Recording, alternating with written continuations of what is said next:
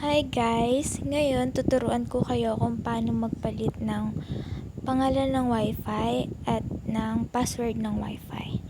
Ang Wi-Fi namin is Royal Cable and ang pangalan ng router namin is Arris. Okay, first punta tayo sa Google Chrome. And then type natin is itong 192.168.0.1. Alright. And then click natin itong site na to. And then click login.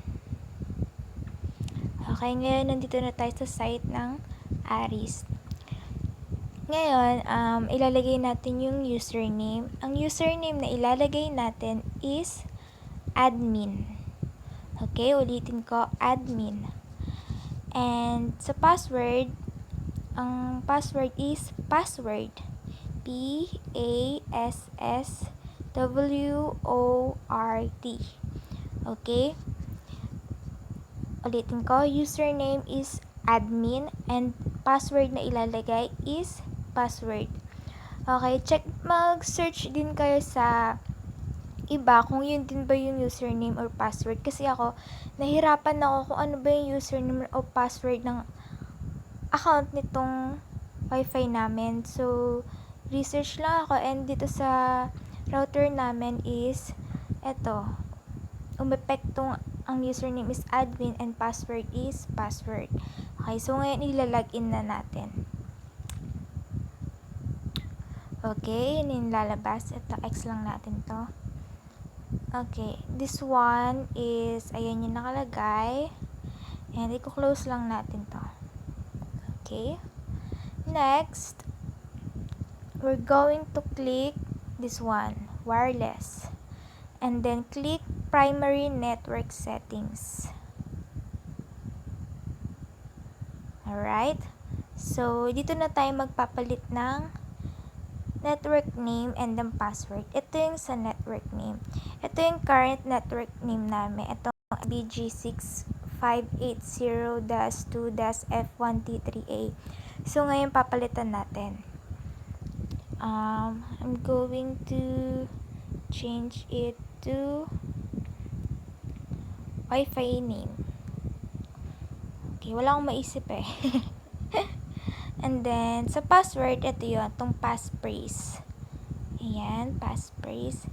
And ito yung current na password namin. So, papalitan ko din siya. Going to change to new password 321. Ayan, sample lang yan. Wala akong maisip eh. Paano gagawin? And then, we're going to click apply. Ito, this one. Itong apply. Wait lang, parang gusto kong palitan. Kasi, palitan ko na nga. Isin ko na nga. Wi-Fi name. Ay, hindi. Wag na. Okay na yan. Click. Ano nga password nito? New password 321. Baka kasi makalimutan ko eh. Screenshot ko lang ha. Wait lang. Kasi baka makalimutan ko eh. Mahirap na. Wait lang. Okay, I'm done. Ito lang. I-click na natin tong apply. Okay.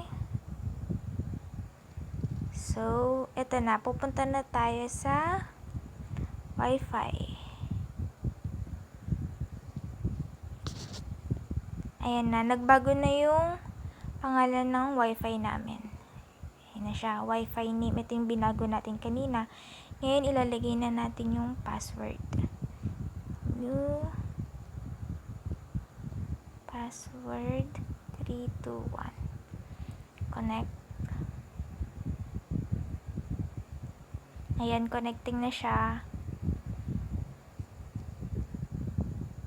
There you go. Connected na siya. Then, ngayon, check na natin yung Wi-Fi natin kung nagana. Okay, maglagay lang tayo ng new tab. Tingin na tayo sa ibang site. See.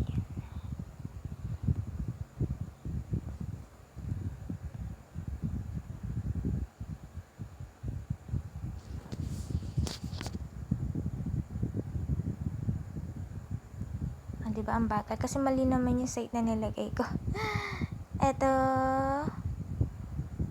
na lang, Lazada. Check natin kung naga. Ayan, nagana na siya. Okay, so ayun lang guys. I hope you learn from this. Thank you for watching.